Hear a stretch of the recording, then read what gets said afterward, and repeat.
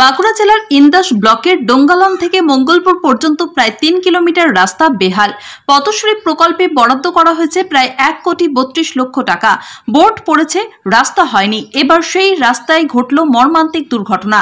গতরাতে ইন্দাস ব্লকের পাতালদিঘি বিহার থেকে একটি ট্রাক্টরে করে ১২ থেকে ১৪ জন বাসিন্দা গয়লাপুকুরে জলসা অনুষ্ঠান দেখতে যায়।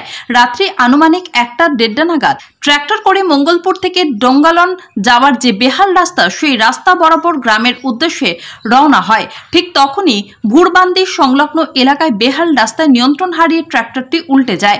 প্রত্যেকেই ট্রাক্টরের তলায় চাপা পড়ে যায়। কিছুজন প্রাণী বাঁচলেও ঘটনাস্থলে মৃত্যু হয় শেখ হোসেন নামের ৩৬ বছর বয়সী এক ব্যক্তির। গুরুতর আহত হন ৬ জন। তড়িঘড়ি ঘটনাস্থলে ছুটে যায় স্থানীয় বাসিন্দারা। আহতদের এবং মৃত ব্যক্তিকে উদ্ধার করে নিয়ে আসা হয় ইন্দাস ব্লক প্রাথমিক স্বাস্থ্য কেন্দ্রে। পাশাপাশি একজনের অবস্থার অবনতি হলে তাকে রেফার করা হয় বর্ধমান মেডিকেল কলেজে। সমগ্র ঘটনার প্রতিবাদে গয়লাপুকুর, পাতালদিঘি, মঙ্গলপুর সহ কয়েকটি এলাকার স্থানীয় বাসিন্দারা সাহসপুর বাজার মোড়ে রাস্তায় বসে পথ অবরোধ করে। গুরুত্বপূর্ণ এই পথ অবরোধে যানজটের পরিস্থিতি তৈরি হয়। বিক্ষোভকারীদের দাবি, অবিলম্বে এই রাস্তা তৈরি করতে হবে।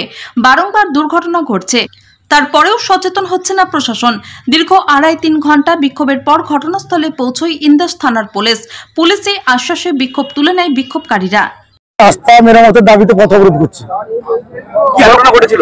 গতকাল আমাদের একটা ধর্মীয় অনুষ্ঠান ছিল, বিভিন্ন মানুষজন ওখানে এসেছিলেন।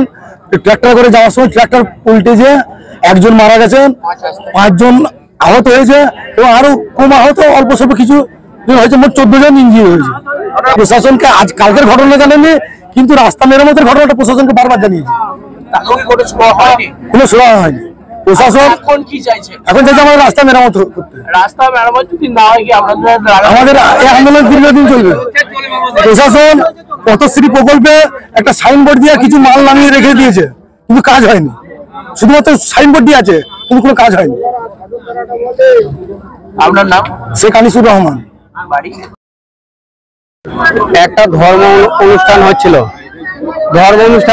হওয়ার পরেতে ওখানে গাড়ি ট্রাক্টর উল্টিয়ে ৪-৫ জন আহত হয়েছে, একজন মারাও গেছে।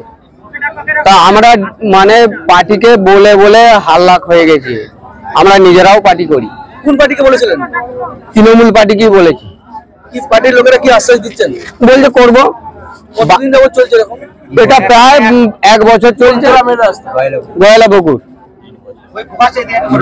এবারে বালি চিপ সব ফেলছে, আবার তুলে চলে যাচ্ছে। আচ্ছা, একটা রাস্তাতে একটা প্যাসেঞ্জারও যাচ্ছে না, যদি বা যাচ্ছে বলছে ভাড়া দ্বিগুণ ভাড়া বলছে। হ্যাঁ, আজ বোধহয় বছর ১৫ হবে। যিনি মারা গেছেন তার বাড়ি কোথায়? ওর বাড়ি হচ্ছে এতে বিহার। তার নাম জানেন? না, নাম তো আমি বলতে পারছি। কতজন আহত হয়েছে? ৫-৬ জন আহত হয়েছে, একজন মারা গেছে পটেতে। কি চাইছেন এখন?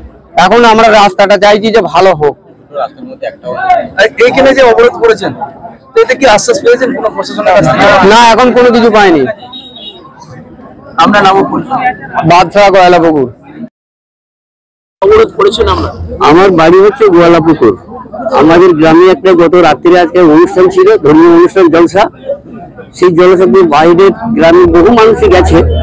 তো বিহার পাতালদিঘি গ্রামের কিছু মানুষ ট্রাক্টরে করে এসেছিল। তো আমাদের যে রাস্তাটা খুব বেহাল দশা, পঞ্চায়েত বা কোনো প্রশাসনিক দিক থেকে কোনো দিকে নজর দেয়নি কোনোদিনই। বহু অ্যাক্সিডেন্ট, অনেক পাল্টা খেয়েছে গাড়ি দিয়ে। ওরা গিয়েছিল এই রাস্তায়, যে ওখানে ধর্মীয় অনুষ্ঠান দেখে শুনে খাওয়া দাওয়া করে ওরা অন্য পথে যাচ্ছিল ভুরবান্দি হয়ে। ওইখানে ওই রাস্তার মধ্যে যে ওখানেও রাস্তার অবস্থা বেহাল দশা। সেইখান থেকে ওরা ভেবেছিল যে আমরা এই রাস্তায় যাবো, একটু নিরাপদে যাবো, কিন্তু ওইখানে যে ওরা গাড়িটা রাত্রেতে পুরো ৬টা চাকার ট্রাক্টরে উল্টে যায়। ওটা মোটামুটি ধরুন ১:৩০ হবে আনুমানিক। এখান থেকে বেরিয়েছে ১টা ১০-১৫ ওরা খাওয়া দাওয়া করে। ওটা অসুস্থ হয়েছে, ৫-৬ জন না ৭ জন হসপিটালে ভর্তি আছে, আর একজন স্পটে দিয়ে মারা যেত, ওকে নিয়ে চলে গিয়েছিল গাড়ি করে। এখন কি অবস্থা? এখন মারা গেছে। কি নাম? ওর নাম হোসেন, শেখ হোসেন। কোথায় বাড়ি? বিহার পাতালদিঘি। এখন আপনারা কি চাইছেন? এখন আমরা চাইছি প্রশাসনিক আসুক, পার্টি পঞ্চায়েত এসে আমাদের এই অবরোধটা, পথ অবরোধটা যে কেন করেছি, এটা এসে শুনুক বা প্রশাসনিক বিভাগে এসে আমাদেরকে আশ্বাস দিক যে রাস্তাটা বহাল দশাটা যাতে সংস্কার করা হয়, রাস্তাটা কাজ হয়, সেই কাজটার জন্য আমরা পথ অবরোধ করেছি।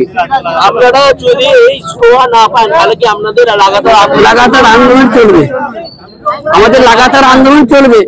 আপনার নাম? আমার নাম শেখ আমিন হোসেন, বাড়ি? বাড়ি গোয়ালাপুকুর।